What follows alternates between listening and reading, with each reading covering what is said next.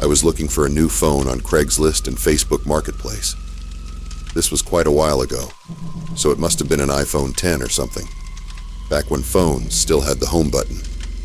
I found a post for an iPhone whatever, listed as new for around $400. It was an amazing deal at the time. The seller, a guy named Marshall, gave me all the important details, like that the phone was factory unlocked, never opened, and still sealed in the box. He even sent me a video showing the box. Marshall seemed like a friendly guy, and we got along easily over text. We exchanged numbers and discussed a pickup spot. The location he listed in the ad was much closer to me, but when we spoke on the phone, he told me he'd already been there that morning and had moved about an hour south. I wasn't thrilled about the distance, but with such a good deal, I didn't want to let it slip away. I decided to ask a few friends if they wanted to join me. Really just a way to make the hour-long drive feel like less of a chore. Sam, a good friend of mine, agreed to come along, with the promise that I'd buy her dinner for helping me out. Marshall then sent me the address of a police precinct about an hour away, saying he only did deals in police precinct parking lots to avoid scams. I had no problem with that. It actually made me feel more comfortable with the whole situation. I picked up Sam at around 9 p.m., and we hit the road. Having her with me made the drive more enjoyable, and since it was a Friday night, we could hang out afterward. As we got off the highway, we found ourselves in a very quiet, isolated area. There were a lot of woods, with occasional buildings and houses scattered around. We arrived at the police precinct, but the parking lot was completely empty, except for some police cars. We drove around the building a couple of times, but there was no sign of Marshall or the black Altima he had mentioned. I decided to give him a call. He answered right away and told me he was having car trouble on the side of the road and needed me to come to him. He sent me his new location, which was on a completely empty stretch of road, surrounded by woods. It was the kind of place where nothing was around. He asked if I could come help him jump his car, saying he had jumper cables. I hesitated, but figured we had already driven all this way, so we might as well check it out. Sam, however, was visibly uncomfortable and shook her head the whole time I was on the phone. Marshall said, "See you soon," and hung up. Sam, alarmed, practically shouted, "No way, this is sketchy, we're going home." I told her, "Let's just drive past the spot he sent and see what's up." I agreed that it felt off, but I was also disappointed about driving all the way out there for nothing. We drove to the location, and when we got close, we saw the reflection of headlights on the pitch-black road ahead. As we got closer, I slowed down, and sure enough, it was a black car, but no one was in sight, neither inside nor outside the car.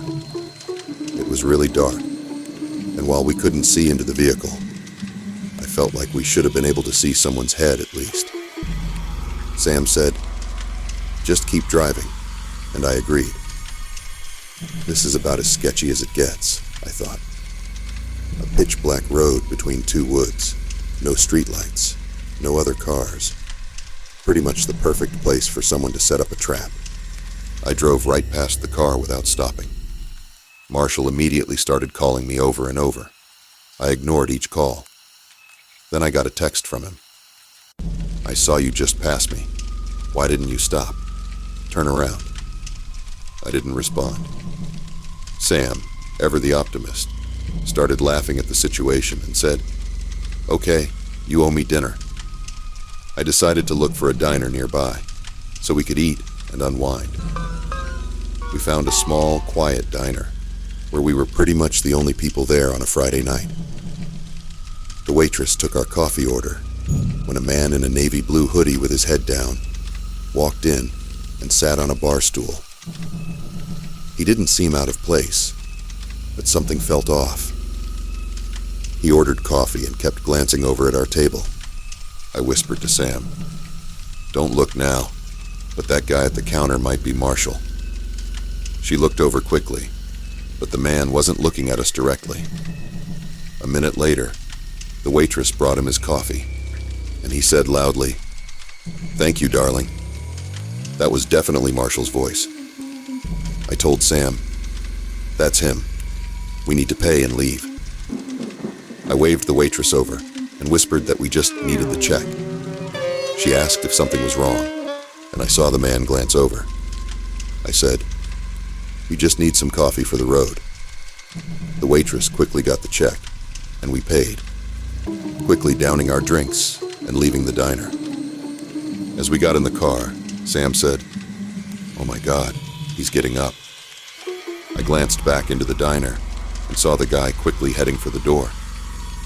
I sped out of the parking lot, and yes, we noticed a black car in the lot that could have been the same one from earlier. I was driving too fast for him to have caught up, and we left the area quickly. We got back on the highway, and I was driving faster than usual to put distance between us. However, soon after, I got a low tire pressure warning. I knew right away that my tire had been slashed. The pressure was dropping fast, so I pulled over to the side of the road and checked the tire. Sure enough, it had been slashed. I had to change it with the spare, which took about 20 minutes. The whole ordeal was a disaster. If you're wondering, yes, I still took Sam out for dinner that night. We both look back at the whole thing now as a crazy story, but it's also absolutely horrifying how close we came to walking into a trap. For more videos, please subscribe.